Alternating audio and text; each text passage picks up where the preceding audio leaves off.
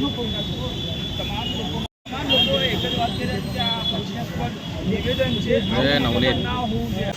ટેક્સના પૈસા જે લોકો એમને આપે છે તો એમની સામે એમને સુવિધા મળવી જોઈએ. આ તો વડોદરાની જનતા ટેક્સના પૈસા આપે, પીવાના પાણી નહીં.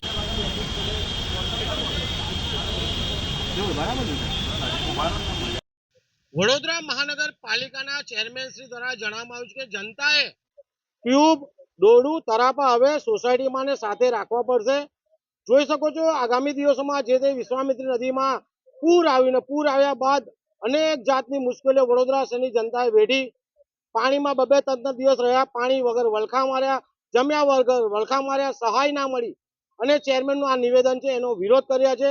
સાથે વડોદરા મહાનગરપાલિકાએ પવિત્ર વિશ્વામિત્રી નદીમાં જે દબાણો થયા છે, સયાજી હોટલ હોય, અઘોરા મોલ હોય, અન્ય નગરસેવકોના જે દબાણ છે, દબાણ દૂર કરવાની જગ્યાએ વડોદરા શહેરની જનતાને સુફિયાની સલાહ આપી છે એનો પણ વિરોધ છે.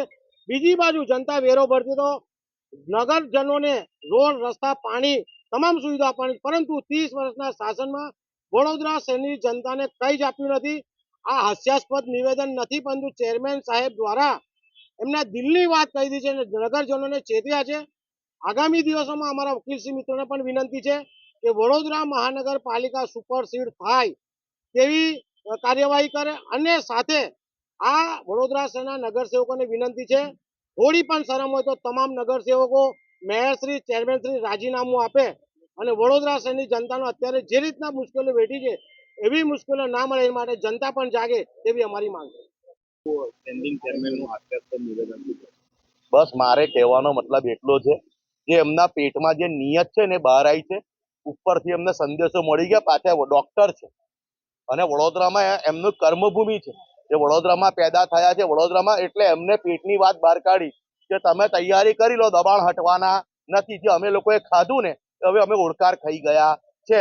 એટલે ગાળા નીચે કૂતરું ચાલે આખું ગાળું મેં ખેંચ્યું જેવી માનસિકતા ધરાવતા મોદીજીના નામ પર, ભારતીય જનતા પાર્ટીના નામ પર અમે સુવરોને શાસન સોંપ્યું. એ આજે અમને બહુ અમારી ભૂલ સમજાઈ રહી છે અને એમના આ જે નિવેદન છે, હું ફક્ત એટલું કહેવા માંગુ છું કે તમે અમને તારાપા વસાવવાનું કહો છો તો અમારી પાસે પાર્કિંગ માટે ગાડીઓને ટુ વ્હીલરની જગ્યા નથી, તો તમે કોમન પ્લોટ બચવા નથી દીધા, ગ્રીન બોલ્ટ બચવા નથી દીધા, તો અમારે તારાપા કઈ મૂકવાના? અમારા ઘરમાં જે મધ્યમ વર્ગ ને ગરીબ વર્ગનો છે એની પાસે અનાજ ભરવા પૂરતી બી જગ્યા નથી હોતો. એને પૂછા ટ્યુબમાં હવા ભરીને ક્યાં ગાડી મૂકે? તમે આટલા ઇન્ટેલિજન્ટ છો તો ટ્યુબ મૂકી રાખીશું, તો હવા ભરવા માટે પંપ કઈથી લાગશું? કારણ કે લાઇટો બી જાય છે, તો શું ટ્યુબમાં મોંથી હવા ભરાશે? તમે વિચારો યાર.